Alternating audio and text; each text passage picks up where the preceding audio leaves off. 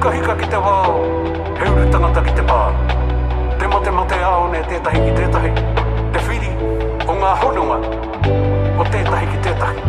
He Māori ahau, ake ake, he tūhoi ahau, mana motu hake, o kureo, he take take, he tuku iho.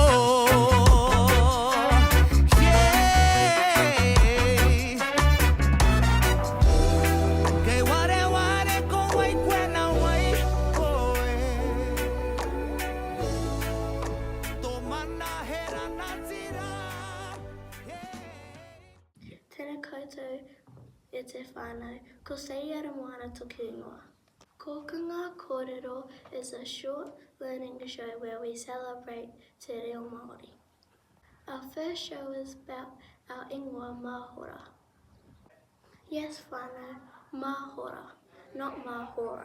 About this skit that annoys us so much. Kia ora, is this Hastings Career? Oh, hello, this is Bob from Hastings Career speaking. I'm just wondering when our parcel will be delivered at Mahora School. I haven't heard of Mahora before. Yeah, you know, Mahora and Hastings. Don't you mean Mahora? It's actually Mahora, you need to roll the R. Mahora? Do you get the point, e te whānau?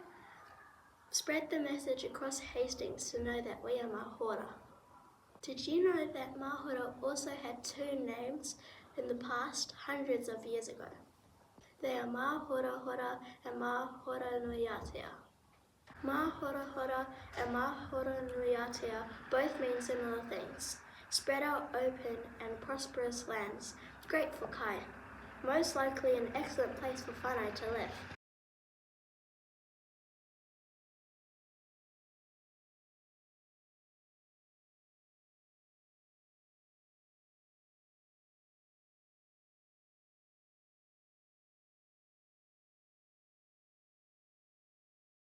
Well, there you have it, e te whānau. It is up to you to uphold the mana of our kura, community and people.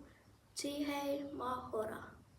Until next time, mā te wā, kia pai tora.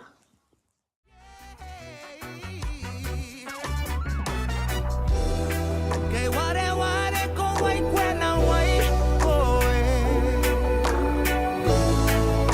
Tō mana hera nā tira. Ue, pahuta